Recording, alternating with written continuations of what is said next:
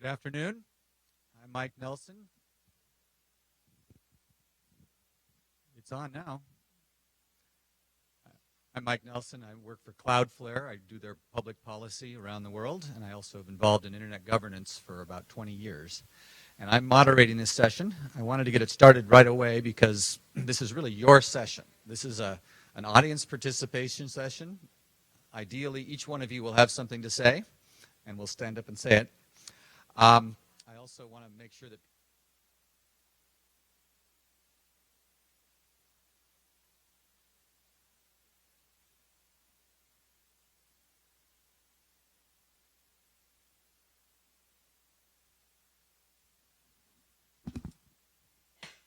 as I was saying, people who are watching the webcast can also participate by asking questions or making comments. Slido.com, hashtag RightsCon. And those of you who don't want to stand up and ask a question or make a statement or share an idea can also use that. And that will be shared on the slides here. And you can, if you wish, also endorse certain ideas that are on the screen so that they'll get the prominence they deserve. As I was saying, I've been working in internet governance for a long time. First when I was in the US government, then at IBM and Microsoft, and now at Cloudflare.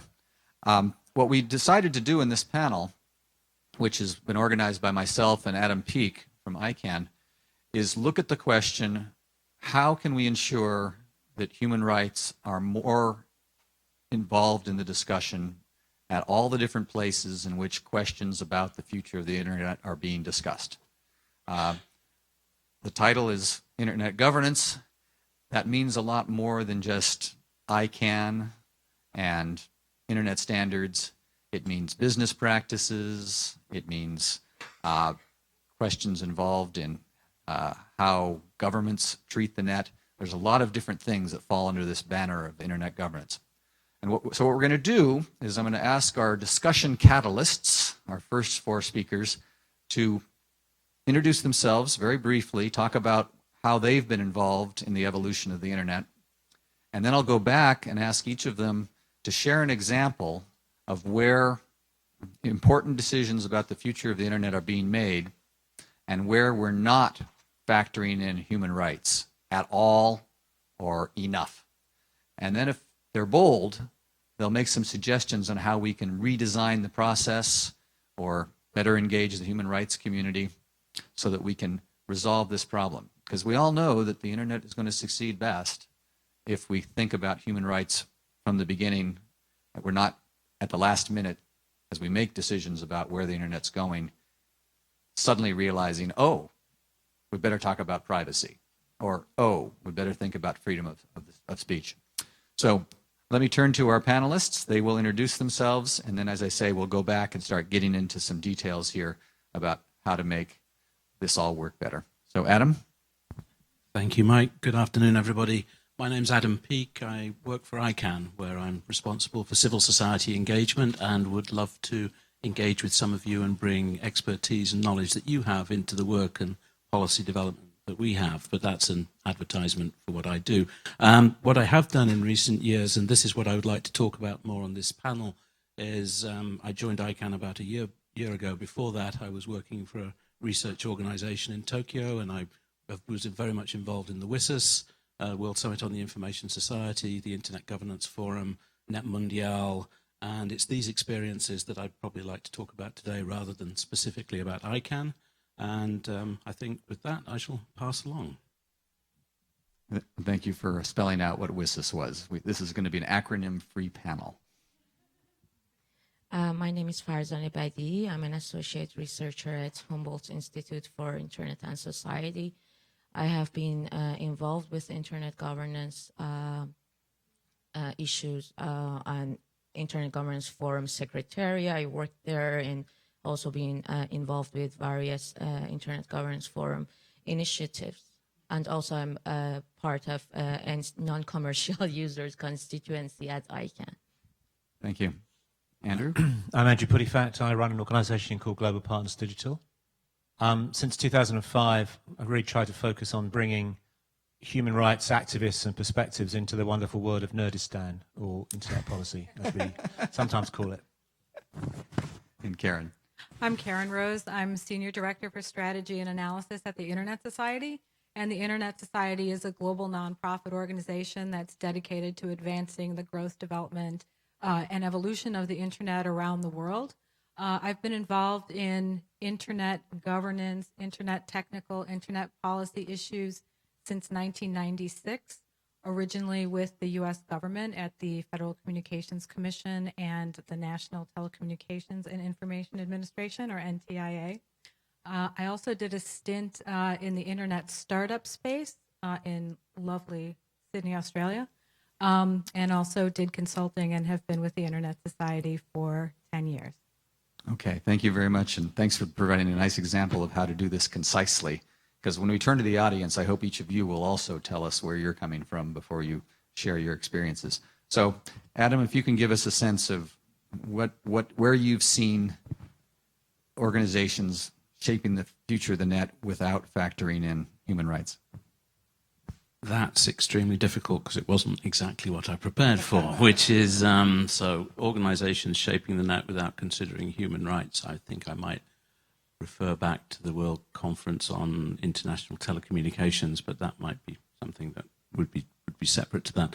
What I would like to do and wanted to do was talk a little bit about the venues that we talk about, or we consider that are dealing with internet policy issues and governance, and that we are acknowledging that they need to be representative and act in the interests of broader society and the global public interest. The example I'm thinking of is the work that came out of Net Mondiale, a document that you were probably all familiar with, a process run by the Brazilian government in 2014, and produced a set of principles for good governance of the internet. And there were three main commitments that I think we can pull out of that. Those were that about internet policy and government. The first was a sort of preeminence, a dominant commitment to multi-stakeholder. The second is that human rights are an overlaying principle that should be considered as we think about internet policy and internet governance. And the third was the need to maintain the open internet. And this document it's existing. We hear it referenced in many fora these days, but how do we actually make it real? And this is the question that I would like to ask of all of these principal documents that we talk about for internet governance. How do we take them from the paper that they exist on and we talk about, and how do we actually implement them and make them part of the internet going forward as the internet evolves? How do we ensure principles of multi-stakeholderism, that human rights are respected, and that we maintain as a goal the open internet? So I'm sorry, I'm not really going to your question, but that's what I would like to see and hear your opinions on. How do we actually turn these principles into reality that we begin to actually implement and maintain going forward? Thank you. Yeah. So what I would like to focus on is the internet governance organizations in general, the ones that make policies, binding policies, or the ones that are just discussing policies, such as Internet Governance Forum, and the ones that make policies such as ICANN, and see how they try to uphold these principles of multi-stakeholder and transparency, and all these principles that we keep talking about, how they try to uphold it. And I think we should look at the organizations themselves when we are looking at whether they uphold the rights or not, and what sort of mechanisms they have, either if it's internal mechanism to uphold the principles, or if it's external mechanisms. Thank you. You want to go just a little further into that, Farzaneh? You want to talk a little bit more about just a specific example? Is there a place where you've seen it done right? No. Okay. I don't think anyone. I mean, it depends what we mean by done right. If it's I think we should look at the optimal solution, not the ideal solution. So, for example, when we look at ICANN, and so recently in the working group on accountability of ICANN, it has been suggested that in the bylaws we mention human rights. It has not been formulated yet, but the board has been, ICANN board has been very receptive of this suggestion to consider human rights in ICANN bylaws. And and also even for non-binding internet governance venue, for example, IGF, I think instead of talking about it all the time, we also should focus on why certain members are the member of IGF and how they are selected and how the proposals are accepted or rejected. So I think that would be, and also there's also the RIR, the regional internet registers, that we should also focus on those as well and see if they should and if they uphold certain rights and principles of the internet governance. I'm glad you mentioned the RIRs, the regional internet registries, the all-important organizations that nobody knows anything about. Yeah. Andrew. I was at a meeting a couple of weeks ago with the British government official in charge of their cybersecurity strategy, or drawing up the British government's cybersecurity strategy, and he was defining what the strategy sees as tier one threats. And as you can imagine, one was serious crime and terrorism, unsurprisingly. But a second tier one threat was the erosion of the rules-based international order. And I thought that was a very interesting statement for a government to make about the international system, because the internet's a piece of global engineering, and fundamentally it's governance, and as is human rights, and fundamentally they depend on both depend on a rules-based international order of some kind to be sustainable. And I think what we're seeing is a fracturing of that rules-based international order. I think we're seeing the emergence of a multipolar world where there's no rules governing how states relate to each other, and where within international forums like the UN, once vital interests are at stake, no consensus is reached. We've seen this at the ITU, International Telecommunications Union. We've seen that in the General Assembly. We see that in the Human Rights Council, which is full of human rights abusers, et cetera, et cetera. So that suggests to me two things, really. One is, in terms of the forums where discussion happens, we do need to look at the technical forums, but I would also argue that the forums with an explicit human rights mandate should not be neglected. So within Africa, the Africa Union is a very important standard-setting body.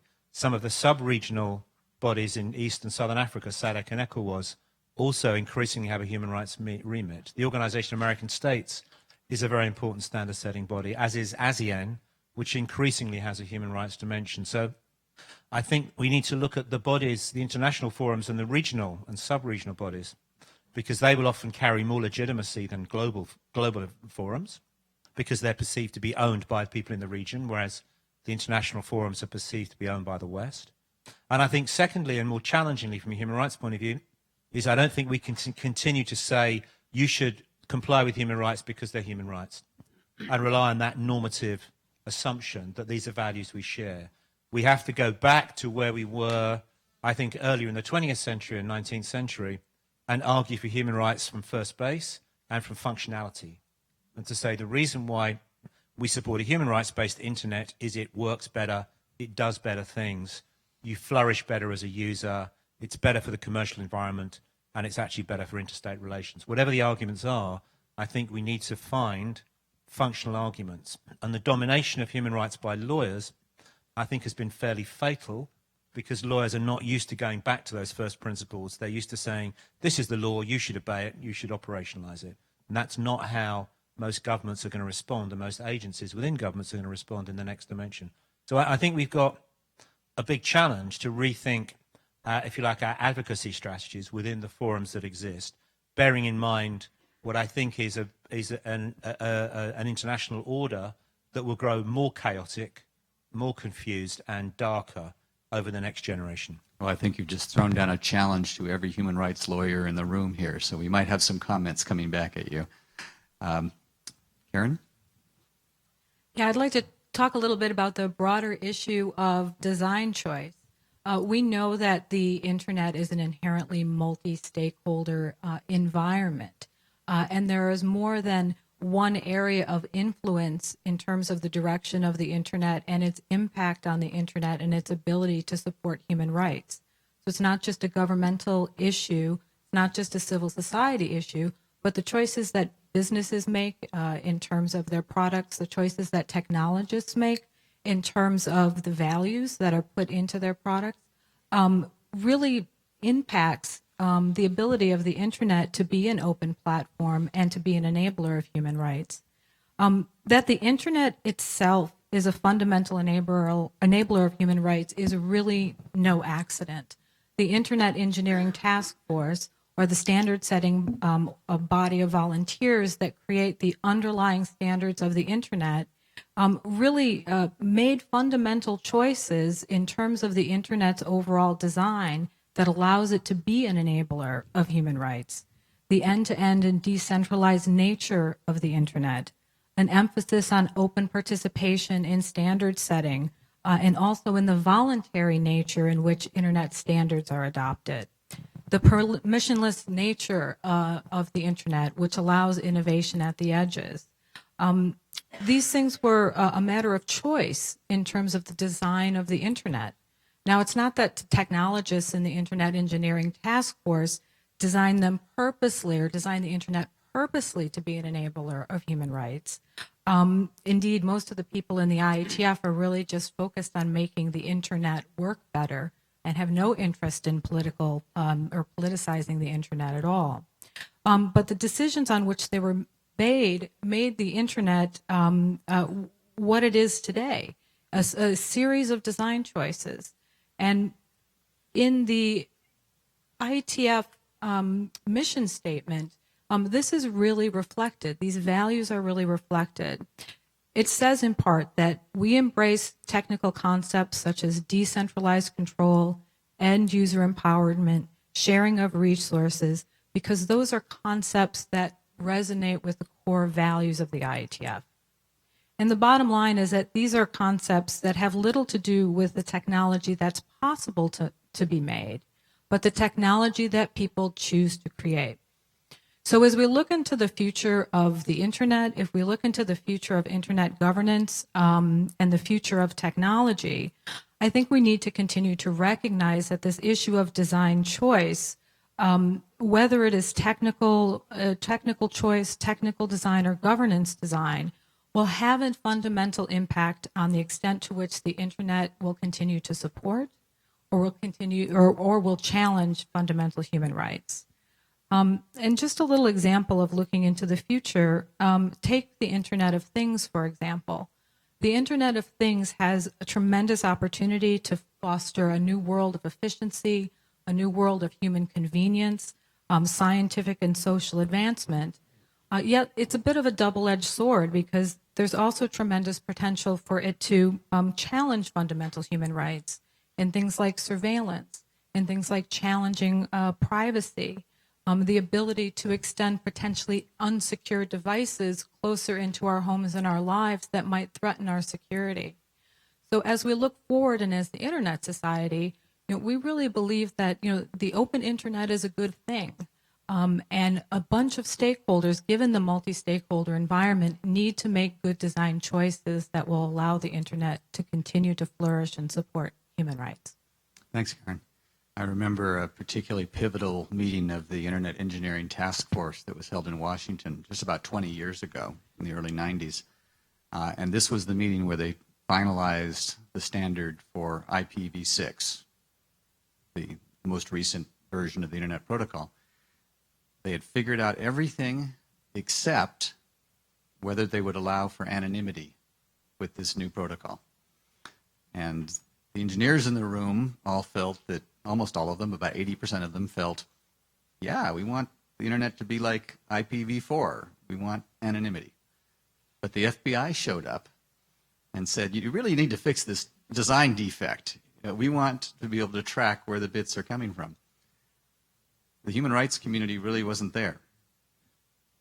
But the cyber libertarian ethos of the internet engineering community came through and said, look, let's just make this work simple. Let's just not try to build in trackability. We'll add that as a feature that somebody can enable later, but the core foundation should be privacy and anonymity built in. And that was the kind of design choice that you're talking about. We're making similar choices now with the Internet of Things, with the cloud, a lot of social media platforms. And a lot of these decisions are being made in sub-basements or basements of hotels and obscure places, and they're not revealed to the world. So I'm glad we're having this discussion, and we can talk about how to get the human rights piece into the technical standards bodies. But I also wanted to pick up on, I think 3 of you at least mentioned the other problem, which is how do we get the traditional human rights bodies more aware of the technological problems and issues that are coming up. So before I turn to the audience, I just wanted to see if any of you have any concrete suggestions on how we could change the agenda at some of the groups that are charged with dealing with human rights on an international place. I mean, maybe Andrew, do you want to take that, start with that? I mean, I think one of the big challenges you face in the policy world in this area is a generational gap. You have a generation of people who still run institutions, who haven't grown up with the internet, who don't know much about it, and whose office junior knows more than them. And so we're living in one of those great transition points or inflection points where often the youngest person in the room is the smartest person in the room on that issue. And for anyone in a traditional hierarchy, that's a deeply disturbing position to find themselves in, and they don't want to touch, and what it means is they don't want to touch the issue. So I remember having a conversation with a very eminent leader of one of the largest foundations in the world about the internet a few years back. It was actually Arya Nair, just I hope I doesn't mind me quoting him, where he said the only communication device I need is a pencil. And I said, well, actually, Arya, I think things have changed since then. And after the Arab Spring, he kind of realized that he'd maybe got the pencil slightly wrong, that there are other dimensions to it. So part of it is about working with those bodies to say that, and actually explain, in a sense, what I find is necessary is to use images and ideas that communicate what the internet's about. And the internet policy community is appallingly bad at explaining itself to anybody outside of that world. It's full of acronyms, it's full of technicalities, it's full of shared assumptions. And actually, I think quite often, if I could suggest this, people in the internet world like to feel they're part of an exclusive club. They don't want to share that club. They don't want more. You know, you look at who is part of internet policy debates in our kind of world, a place like RightsCon, the same people appear year after year after year as civil society representatives, for example. You're not seeing fresh entrants. So there's a mindset that realizes you need to bring in new generations, new thinking, and overturn the hierarchies that are controlling debates at the moment. And that's both on the human rights side, but it's also on the internet policy side, in my opinion. So we won't let you register for RightsCon next year unless you bring a Totally friend. Bring fine. a new friend. Bring a new friend. I have brought 2 new friends. You're ahead of the game. So real quick, and this is to all of you, are there specific traditional human rights organizations that really need help on the tech issues, or are there ones that are preparing to deal with these issues but don't really have the tech input that they need? Just take one example. I think the thing you mentioned, Mike, about IPv6 in the mid-90s, that should not happen now. We have Article 19 leading working groups within the IETF. So you have a leading human rights body active and leading a working group inside one of the major technical development organizations of the internet. So we are moving on. And I think that's a part of the whole process that we're going through. We recognize that the internet is fundamental to all our lives. So, of course, people are involved. Probably we need more of that. But that particular situation won't happen now. A lot of leadership early on from Center of Democracy and Technology, and I think they should be called out for that as a very aware organization in Washington, John Morris and others who did some very early work looking at the IETF in the early 2000s. And so I think we're there, not in all of the fora, but certainly that particular situation wouldn't happen. So we're on the way. That's human rights people inserting into the technical standards process. I'm looking the other way around. So when the Article 29 group, Article 19 group, or the UN Human Rights Commission, when they sit down to talk about human rights more generally, they often don't have a technologist in the room, or not as many as they need to. That has been an interesting debate that's sort of come out of the WSIS. What you see in the 2 parts of the United Nations system is an awareness amongst the delegations in Geneva, who I think are probably far more aware of multi-stakeholder models, probably more aware of technologists, when if you go to New York, they have absolutely no clue. or not no clue, but it's a very different environment. It's a world of diplomats who will talk about world power and all the other things. But Geneva, I think, is leading the way, so perhaps we will see a movement of people across, it's about an 8-hour flight, I think, from Geneva to New York. But it is changing again. Yeah, I mean, I've had conversations in the UK about the supervision of the surveillance agencies, GCHQ and MI6. One of the things I've been saying to government is you need to have technologists on the supervisory body. At the moment, it's eminent lawyers who are great. They're great at the law. It's eminent civil servants who are impeccable public administrators, but they're not going to understand algorithmic metadata scrutiny. They're just not going to get what an algorithm looks like. They're not going to be able to read an algorithm and understand whether it's doing what it's supposed to do or whether it's doing something else completely. You need to have engineers at a high level on all of those supervisory bodies integrated into effectively the human rights oversight of agencies. And that's something that I think we need to be pressing from within our world on governments when they're creating, as they're revising these agencies, because they're just not there yet. They still stick to lawyers. So Karen? Yeah, for our part, the Internet Society has become more involved in human rights bodies at the UN and engaging them directly. I think part of this is a bit of a getting to know you exercise and understanding the perspectives of different institutions and different players and building up that trust into where you're perceived as someone who can help steer, someone who can help navigate traditional human rights bodies through these challenges. There's not a lot of government officials or officials of international bodies that I know that really like to admit that they don't know something. So being able to come in as a trusted partner and have a two-way dialogue, not just a one-way dialogue, I think is really important, and it's important on all of the players. Multi-directional dialogue rather than looking at a single authority talking down to one or a specialist talking down to another party. So I think that multi-directional dialogue is really key. So I just wanted to you were asking for solutions, and I think when we see that internet governance organizations actually do not uphold these principles of internet governance, then what is the recourse? Where can we go and say, oh, this organization has not upheld these principles? And we are really good at coming up with the principles. Yes, we are. We are good. Like there's laundry lists of this should be transparent, multi-stakeholder, blah, blah, blah.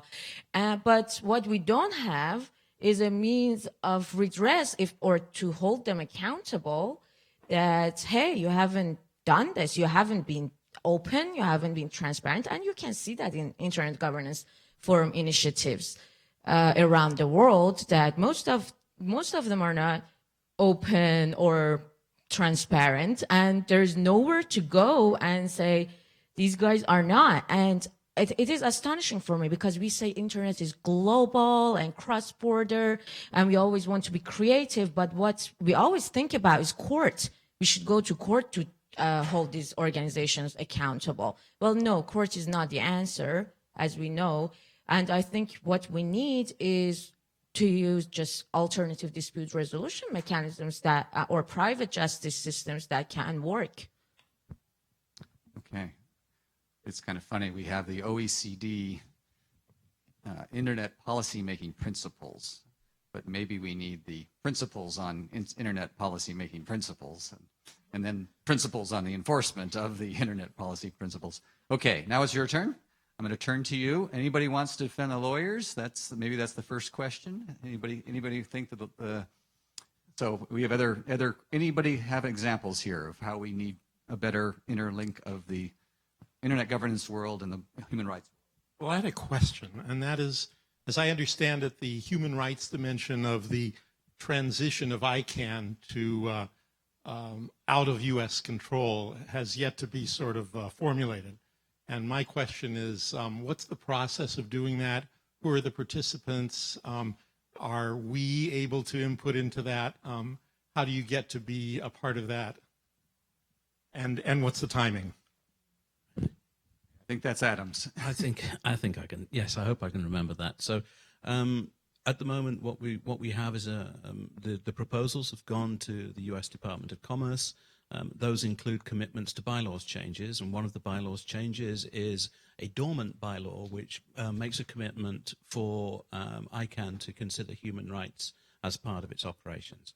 What that will actually say is going to be subject to a further process of work, which will be community-driven, not staff-driven, and it will be to develop a framework of interpretation of what that should be appropriate to ICANN and its mission.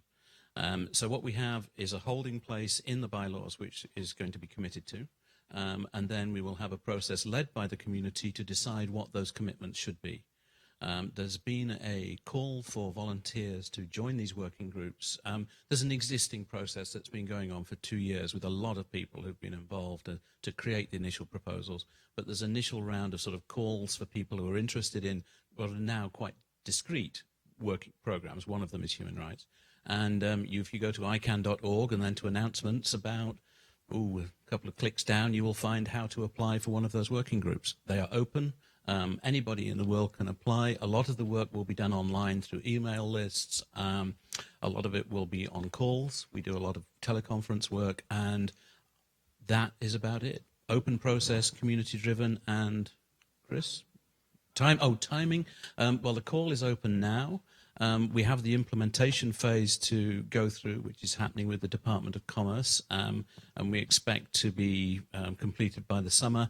The working groups, I'm not entirely sure when they'll actually kick off their work. I think there'll be some initial work on sort of chartering the scope and deciding which parts need to be done, but it's basically starting now. You can start to volunteer now, and you will then be setting the agenda. You will be chartering the work.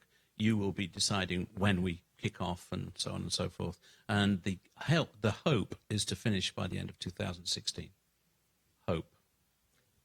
So one of the questions that's been posted on Slido by Anonymous is, any concerns that transferring control from U.S.-based NTIA, the National Telecommunications and Information Administration, will open up the internet to more human rights threats?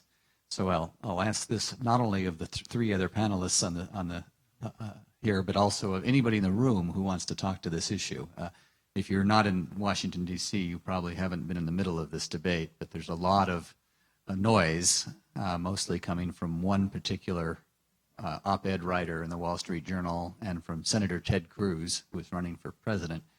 Both of them believe that what's happening right now could lead to certain repressive regimes taking over control of the internet. I just wanted to see if anybody in the room is worried about question 2 up here, about the future of ICANN and whether we have a potential human rights catastrophe looming. I guess everyone agrees. I think one thing to remember about the IANA functions is that the IANA functions themselves are really a set of what is quite frankly bookkeeping functions in terms of, which domain, top-level domains are on the internet, recording of IP protocol numbers. So at its heart, it's really a bookkeeping function. And as part of the process, the development of the proposal by stakeholders from all around the world, one of the key elements in that proposal and one of the key guidelines was to ensure that no single government or intergovernmental agency could exercise or take over the process. And I think from the consensus that was built around the world, there's genuine belief and agreement that that objective was met in the proposal that's been going forward and is going to be evaluated. Yeah. We could actually point to that process as an example of where human rights and every other interest was represented in the discussion. With all due respect to Adam and ICANN only makes about 5% of the important decisions that will affect the future of the internet. And IANA is only about 5% of what ICANN does. As you said, it's a clerical thing that less than a dozen people do. So the fact that we had 500 people somehow involved in deciding what those 5-6 people do is quite extraordinary, but it also guaranteed that every implication of the decision was considered. That's not always the case. So, Andrew, did you have a comment on Yeah, this? I just think you're right. There is a danger, but it's not happening. It won't be ICANN and the transition whether that danger's felt. I mean, I think there are a number of governments who, for many years, and I mean, Russia's been the most prominent and diplomatically active and diplomatically effective because its diplomatic corps is very good. And Lavrov is a very serious foreign minister player, and they've been pushing for national control of the internet and to both engineer it and politicize it and legally and normatively establish separate, in a sense, national internets where the governments control the interconnections. Mm-hmm. And policies like data localization, which came out of the concern about NSA surveillance, have actually played into the hands of those kinds of things because the Russians totally support data localization, not because they oppose surveillance, but because they just want to grab all the data about Russian citizens held by US companies.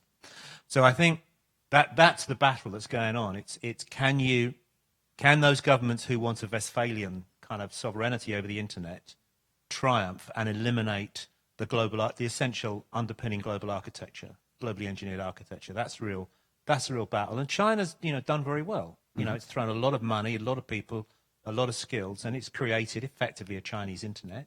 You can get over and under the wall, but not many people bother to do that because not many people are that interested in doing that. So that's the balkanization, as it's called, of the internet, I think and I think we're part way there in a lot of parts of the world. And that's really where this battle's being fought out, not ICANN is a sideshow. But it's one that's very transparent, and therefore there's lots of people talking about it and writing op-eds. Okay, comments from the audience. Anybody want to give us examples? Okay. Nicholas, introduce yourself. Thanks, Mike. Nicolas Sedler from the Internet Society, colleague of Karen.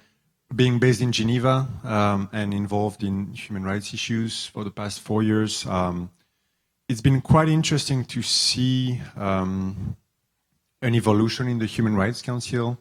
I mean, there was the report from Frank LaRue like 4 or 5 years ago that started to deal with freedom of expression and the role of internet access. And over the next few years, it's been interesting to see. I mean, ISOC has been, again, based in Geneva, interested in those issues, has been present. There have been more also internet civil society organizations getting involved, APC, others, to the extent that now it's really traditional for all of us to sort of connect on site when there is a Human Rights Council session. So I think there's been an evolution from the just traditional human rights organization, Amnesty, Human Rights Watch, to more internet-focused organizations getting to those events and a dialogue happening between those organizations. So I think that's been an important evolution. Another thing I wanted to mention as well is that yeah.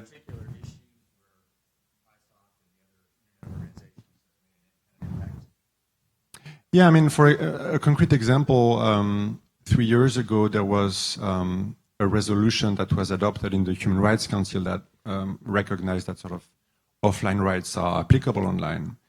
And ISOC was there in the drafting session, and for example, we introduced the notion of the open internet in that document. So that's sort of concrete impacts that you can have if you have the ability to be present there, which of course, not everybody is based in Geneva or has the funding to. Yeah, and just one other thing I wanted to mention, again, with ISOC offices in Geneva, something that we've done a lot is to invite Geneva missions in our offices and sort of have briefings on how the internet works, Internet 101. And I think that's been valuable because those government delegates will then go to the ITU, go to the Human Rights Council and negotiate resolutions about that. So I think that's also a way in which we can bridge the gap in terms of technical understanding and the people who will negotiate human rights related text as well. In my spare time, I'm a professor at Georgetown, and one of the books that I try to give non-techies is called Tubes. It's actually a travel log of the internet. The author got his publisher to pay him to go all around the world visiting critical nodes on the internet. So he traces one of the transatlantic cables, he goes to a Google data center, he gets to walk into the root server of the domain name system, and he does a beautiful job of explaining the physical parts of the internet. And it's a great, as you said, Internet 101. Okay, other questions from the audience? Other comments, examples, stories, horror stories, success stories? This is your chance. If you're too shy, you can always post something on the screen. I did notice the second statement up there is one that I think a lot of us technologists firmly agree with, that absolutely agree that we need technologists involved, exclamation point. Or as the senator recently said, get the nerds in here. So I have a question. I'm wondering if anybody in this room is a developer or a technologist. Does anybody in this room develop technology? A few people. So if I can ask a question to you back. So when you are developing technology, how much do you all think of the potential human rights implications of your design choices? So I work for Freedom of the Press Foundation. Among other things, we maintain an anonymous online whistleblowing platform. So I thought earlier in this discussion to ask a devil's advocate question, which is, as a technologist, my approach is usually build it and let the law catch up. And I appreciate the sober perspective that you all are lending to solving what is very much a global problem, cross-culturally. And thank you for doing that difficult work. But for me, the reality on the ground is the laws are secondary, because it's the technical capability of an advanced persistent threat like a nation state that really boils down to how badly will people be affected. And we need to enforce policy changes such that more people across the globe are safe. But if we don't build the technology first and foremost with that idea in mind, the laws mean very little. Another challenge to the lawyers. Andrew. I mean, I think that's a really interesting point, because I think there's been, to come back to that, I think engineers have a certain hubris, and hubris comes before nemesis. And when you look back at some of the statements made in the 1990s about how cyberspace is going to be outside of any government, governments are going to have no role here, we're ahead of them, we're going to create a space free of governments. Well, tell that to China, tell that to Russia, because they proved you wrong. And they proved that engineers can be out-engineered, out-politicized, out-legalized, and out-normatized. And I think engineers need to shed that hubris and the belief that we can just build kit that can solve the problem, and realize they need to work alongside other groups and other constituencies to build a genuine and sustain a genuine internet that can promote and defend democracy and human rights values. Because I think the hubris of engineers has led us down a very dangerous path. It wasn't just engineers, though. We just celebrated the 20th anniversary of the Declaration of Independence of Cyberspace. I was with John Perry Barlow in Davos 20 years ago when we wrote that, or he wrote that. How's that working now? It's still a pretty good ideal. And it still applies in some places. I mean, as you said, for new technologies, they often are ahead. But the internet is not a new technology at the foundation. And so people are putting controls. Okay.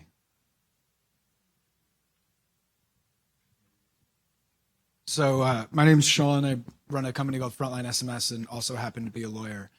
So I sit in between the middle of this debate.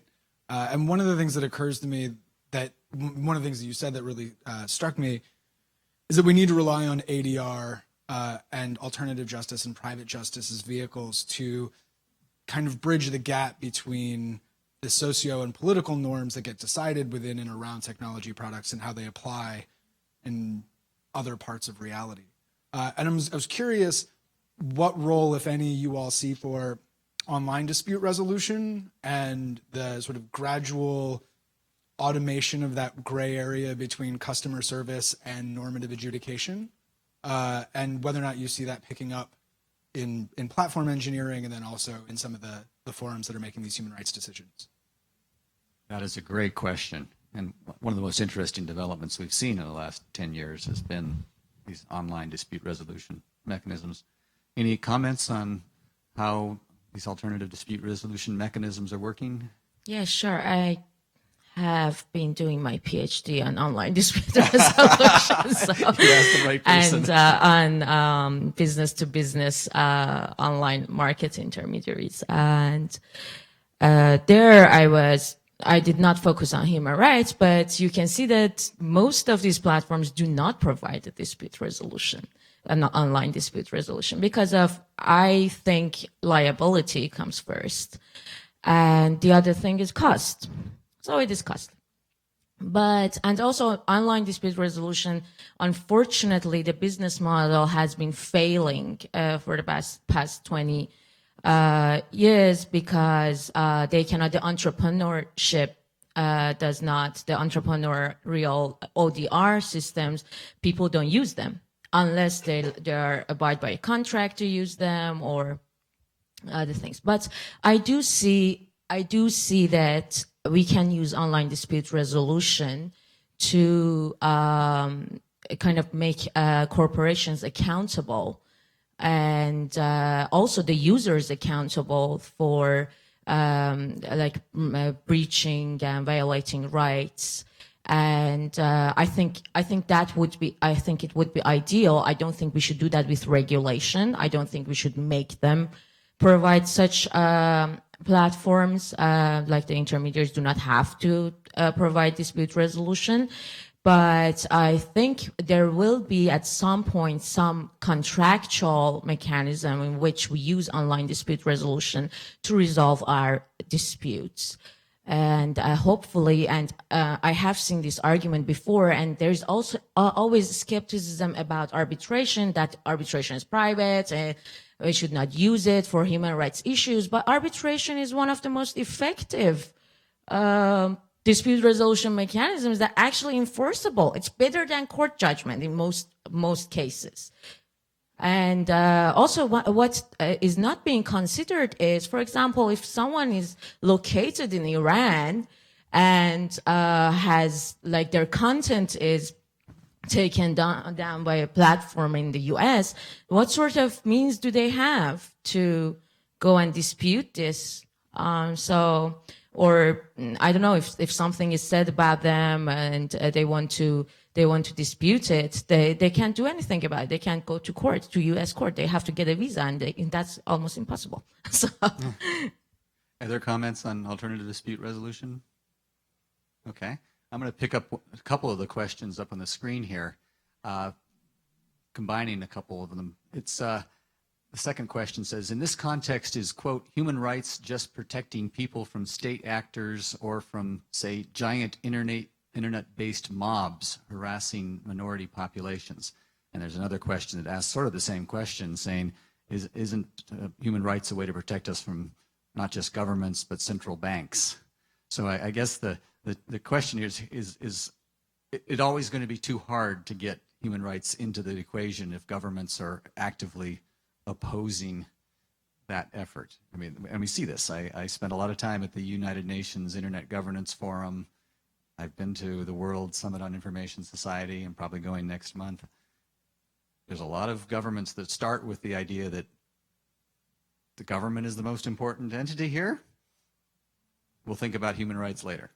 I mean, how do we change that dialogue? How do we flip it around? How do we get the bottom-up ethos of the internet instead of the top-down ethos of repressive regimes? I mean, I think the question's really about the responsibilities of non-state actors rather than just states. I think that's what the question is getting at. And for me, that there's a direct parallel with the situation in the online world. I mean, offline world. We know that if you take ISIL, whatever you want to call them, you know, when they commit rape, mass rapes, slavery, and genocide, which they're doing, they're not a state. You know, they're a non-state actor, but they're committing the most egregious human rights abuses that one can imagine. So the answer is yes. You know, non-state actors can commit human rights abuses and need to be held to account.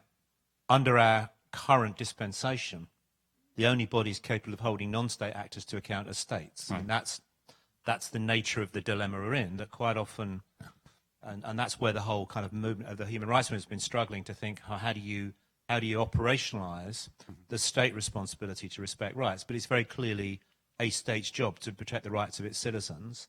In the case of a Syrian on the ground, it's clear the Assad regime feels no responsibility to protect the rights of Yazidis, or the Iraqi government has no particular incentive or desire to protect the rights of the Yazidi community. So when you have no state body willing to take that responsibility, you do have this human rights vacuum, and that's what we're seeing in the Yemen. That's what we're seeing in Somalia. That's what we're seeing in South Sudan. Libya. In Libya, we're seeing it spreading, these zones of chaos spreading throughout the world where there is no responsible authority. And that puts a real big question back onto the governments that are coherent and that could act, is what their responsibilities are to act in those circumstances. And then you're into a real tough debate. But that is an argument that governments are using to strengthen their hand. And we're seeing that in Russia and Chechnya. In order to avoid chaos, we need to have the heavy hand. We need to control the internet. We need to surveil. I like to quote David Brin, who's a science fiction writer, but also a rather astute visionary and blogger. And he goes at the fundamental assumption, which is that if we let 1% of the population, what he calls the protector class, take responsibility for protecting us, they will end up with all the power, all the money, all the data, and our privacy will be gone. And his argument is that protecting the 100% requires that all 100% be empowered and have the tools that they need to protect themselves. His best example is the 9/11. All of the surveillance, all of the radar, fighter jets didn't stop 3 jets from hitting their targets. About 30 brave people with cell phones were empowered and courageous enough to prevent one very massive attack on Washington. And so this is a paradigm shift. But with the technology we have, we could actually see individual citizens taking more control of their own security and, in the process, protecting their human rights from the protector class. And I think there's a relationship with the issue of design choice here, because you're talking about the end-to-end nature and the ability for individuals to use technology in a way that empowers themselves. And, as we go forward, we need to really make sure that the fundamental principles that have defined the internet still exist, that they continue on into the future. Because these are the fundamental attributes that has made the internet a fundamental enabler of human rights. So when we look at new technologies that are being developed, and the great news about the internet is that anybody can get on and anybody can innovate. But as we look at technology choices, I think extending an understanding of what some of the fundamentals are of the internet and what has made it such a powerful platform will continue to need to be communicated so people make choices that uphold the fundamental principles of the internet. And Michael, aren't you describing something that in the 19th century might have been a vigilante posse mob in the Wild West? I mean, if you empower individuals to take action to defend rights, what's the accountability of those individuals for actions they may take if they happen to pick the wrong person or identify the wrong miscreant? I mean, this is why we've developed laws and systems and processes that are, if you like, independent of individuals, because that's the way we provide some structure and accountability. If you want to say, let's empower individuals to just act on our own behalf, to do what we think is right in pursuit of the goals that we choose to act, you have to think very carefully about where that could end up. I agree. Looking at the question again, I wonder, it says, giant internet-based mobs harassing minority populations. Wouldn't that be referring to something like Gamergate, where you have a particularly malicious set of attacks, which are certainly having a go at freedom of expression, privacy, association, and all kinds of things? And how do we as a community, how do we as a global community counter that? These are human rights that are obviously being violated in a quite disgusting form very often. So is online dispute resolution something we can use to protect these particular users or find these particular users, or do we just have to grow up? Well, it's partly contracts in terms of terms and conditions that you sign when you sign up for a particular service in some cases. But there are these areas outside any contracts where people are doing some very malicious things. But we had some talks earlier, people from Facebook and elsewhere, they have a pretty well-established code of conduct, and they try to keep people within the boundaries. They have their own way of protecting human rights. Other thoughts? Okay, we've got some good questions here. Or statements. Please introduce yourself. Hi, my name is Chennai Che, and I'm with Research ICT Africa in Cape Town. And I sort of have a comment / question. You talked about common principles around the internet and expecting users to be accountable to those common principles. My question is around, do people actually know? I think when we talk about human rights, when we are in these spaces, we assume everyone knows what these human rights are. And in particular for myself in this field, sometimes I feel like when we talk about human rights, it's mainly about protection of freedom of expression online or against privacy invasion. So it's like a two-pronged issue where do people know why the internet was set up for? Or do they just see it as somewhere where they can go and continue to harass other people, or they can go and make money and not care how it affects the other person? Or do we have a mandate to push people to actually understand the purpose for the internet to ensure that their rights are protected? Or do we now have to actually educate people to actually know what their rights offline are before we start talking about internet rights online? That's a great question. So how do we get more awareness of what we're talking about here among the community outside of this room? And particularly, how do we get engineers who know the difference between the right of assembly and the right to privacy? I think you raise a really good point. And as the internet continues to expand and as more people continue to join the internet, there continues to be a need for more and greater outreach and greater understanding about the internet and greater understanding about its principles. And also this fundamental issue of collective responsibility. I mean, we see collective responsibility principles not just in terms of the internet itself, but in terms of acting in society, right? What's behavior that supports the individual and supports society as well. And these are the same things for the internet. So I think there's some level of common sense in terms of educating people about the internet. Don't do anything on the internet and the online world that you would do in the offline world. And continue an education about rights and how that interacts with the internet, I think is going to continue to need to be a priority.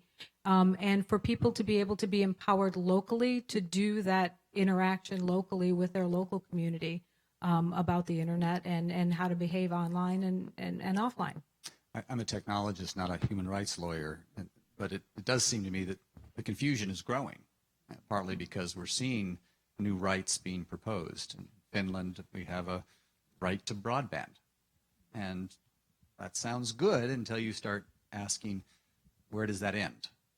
Do we also have a right to affordable cloud services and a right to the Internet of Things? I mean, there's a lot of questions there that I think are getting opened up because we're going beyond the core human rights that we've talked about for decades. I personally have a nomination. I would like to see a right to startup. I think if in the 40s when they were setting up the UN Declaration of Human Rights, they didn't have that verb, but I think maybe Eleanor Roosevelt would have been fighting for the right to startup if she knew what a startup was. Any other thoughts on? So for consumer or like internet users awareness, what we normally don't consider is that it is very costly for the user and for the educator to educate them on their rights because they don't care before their rights are breached. And we see that most of the time they only care when the event happens. That's when they go and look for a remedy or what can I do now? So if it really affects them, affects the rights they care about, then we will be discussing it. If not, I don't think, to be honest, raising awareness, like go to like student class and tell them, oh, if you do this, this will happen on this platform and then your rights is limited. I don't know how much they are going to care about that before it happens.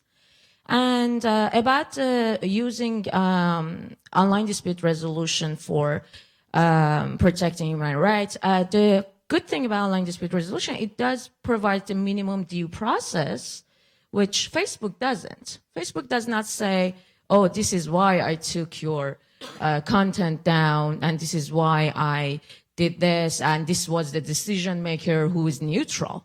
Facebook says your content is down, bye, based on my stance. So that was another comment. Okay. Introduce yourself. Good afternoon. My name is Michaela Klein. I'm with the U.S. Department of State's Office of Communications and Information Policy.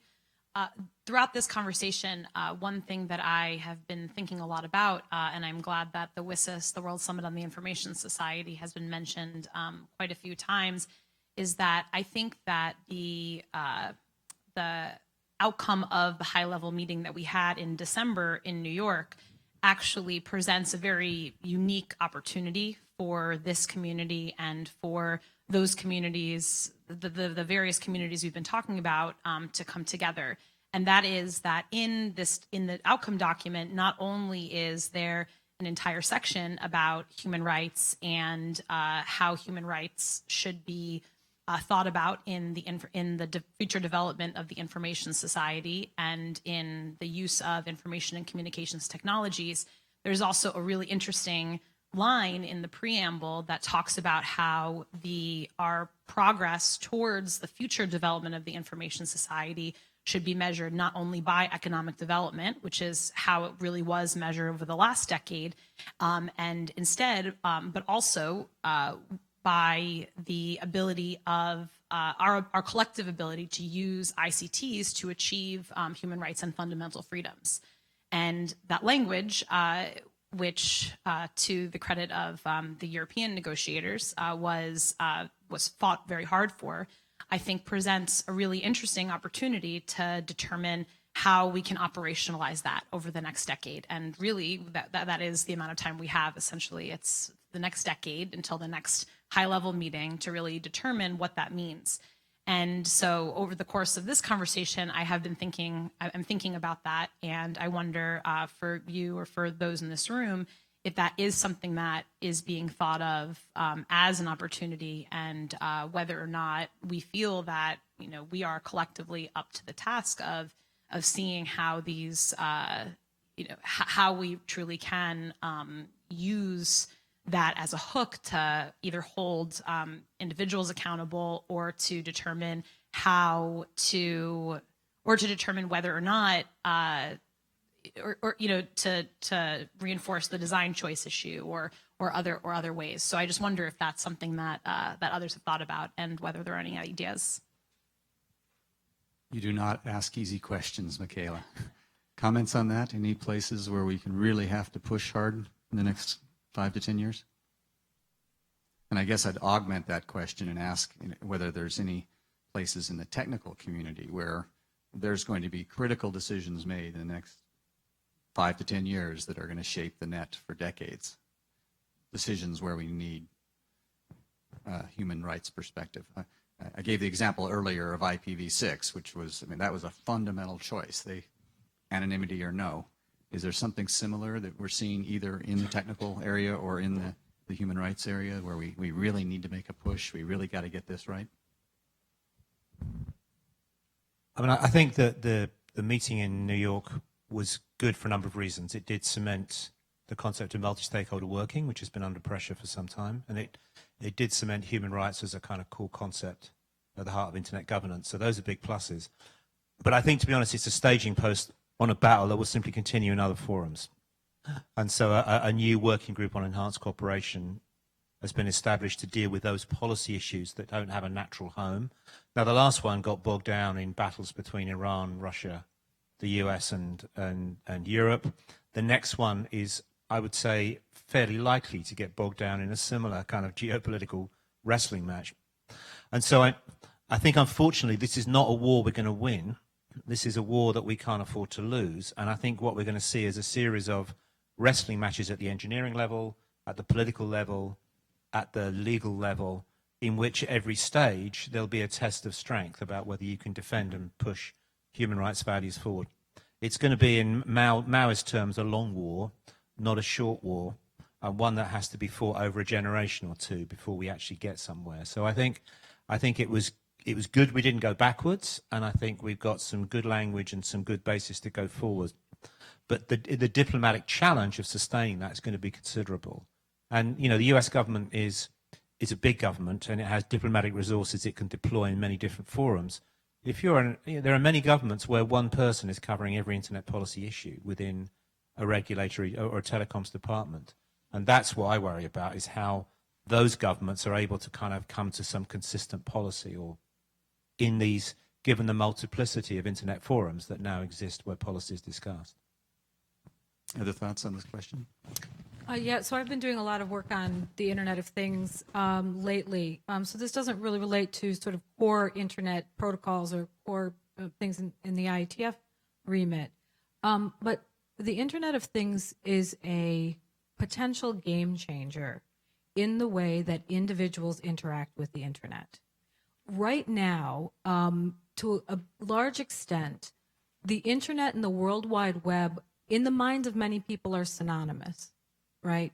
And so the internet experience now, in a great way, is defined by individuals interacting with content, and having purposeful interaction with content. The Internet of Things can fundamentally change that equation and turn it so where our predominant interaction with the internet is one of passive interaction. So in terms of sensors being in our environment, for example. And the choices that are made around things like the Internet of Things, the design choices, how much information are these devices going to be collecting that have a chance of violating our fundamental feelings of privacy? How much are these technologies going to be built, and the features of these technologies are going to have that provides opportunities for surveillance?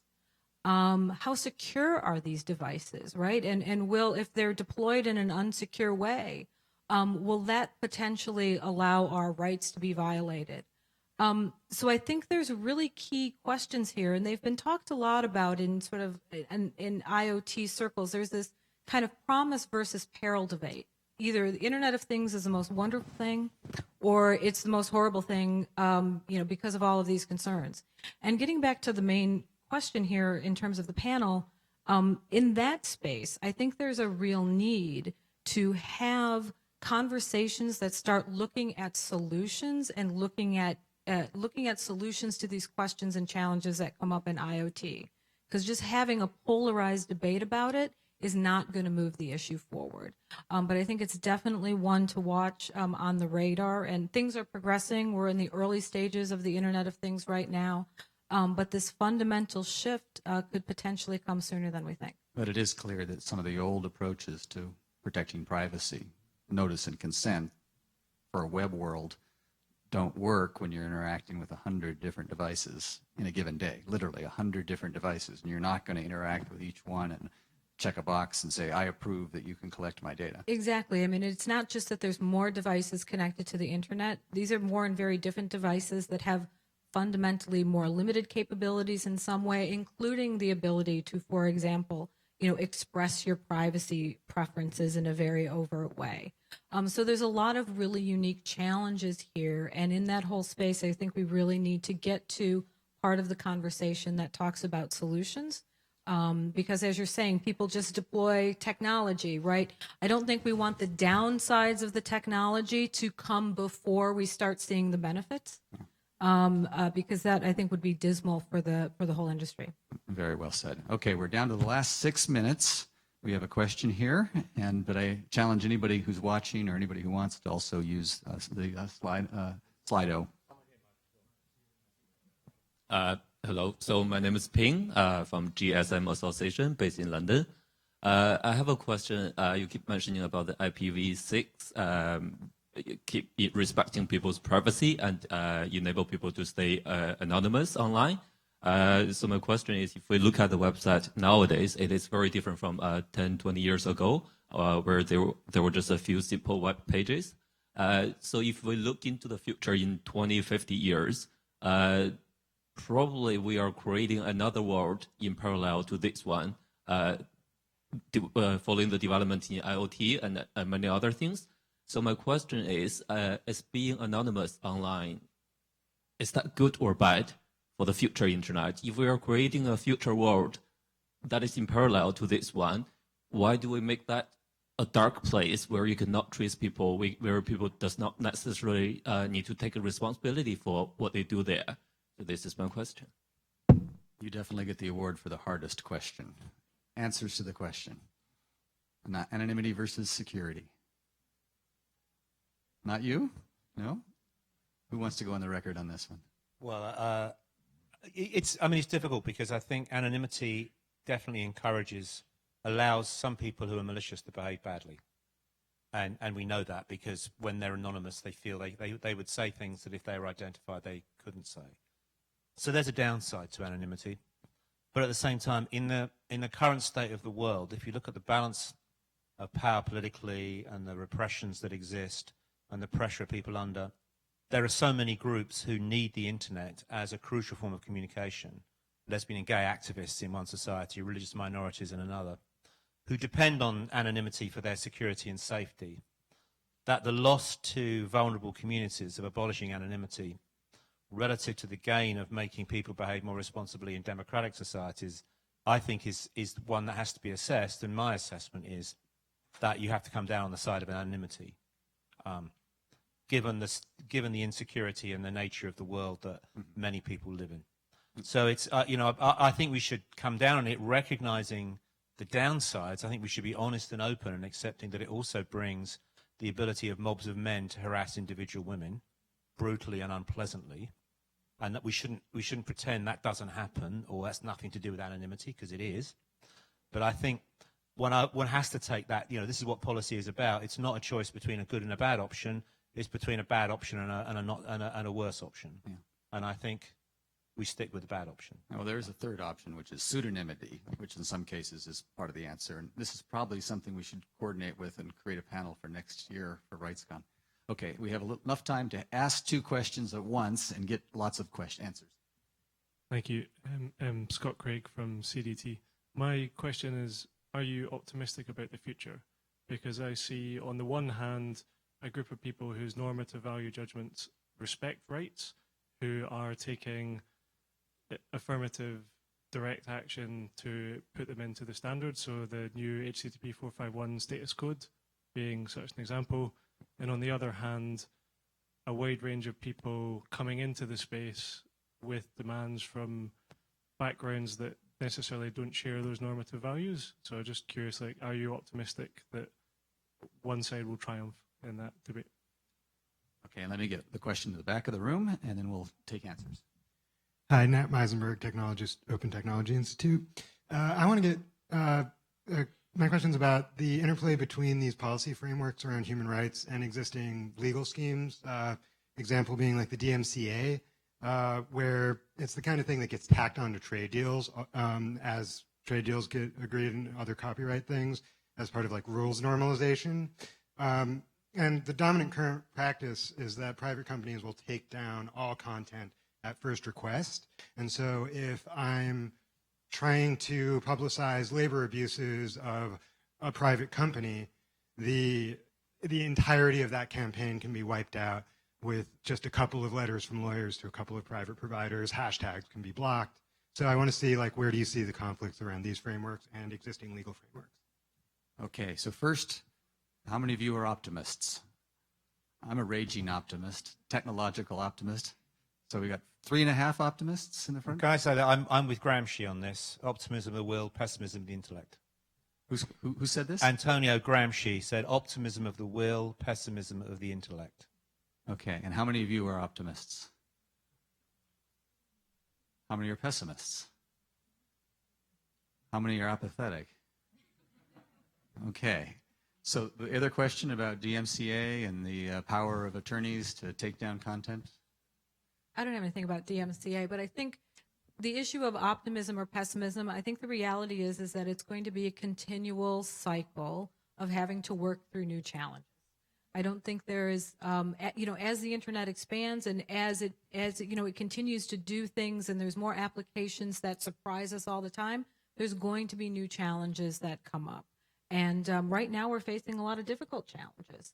In terms of issues about security in particular. But we're going to have to continue to address these challenges as they come up, because this is a technology that is going to continue to evolve. I think your question is a great question to end on because it points out how many different places decisions about internet governance are being made. The DMCA, of course, the Digital Millennium Copyright Act was passed back in the late 90s in the U.S. Congress, but very similar things are happening in other parliaments. They're happening in trade deals, often in secret negotiations. There's a lot of places where decisions that will affect the future of the net, its architecture, its uses, are being made, and the human rights community can't be in all of those. So in some cases, we've got to educate a wider range of people so that they're carrying the message forward, or at least raising alarm bells when something happens, like the example I gave from 20 years ago, where the FBI came in and tried to redesign the internet. I want to thank all of you for being here. This was a very active audience participation session. We got some great ideas. I think we also posed a lot of really thorny questions, which we'll have to answer next year. Join me, please, in thanking Karen, Andrew, Farzaneh, and Adam.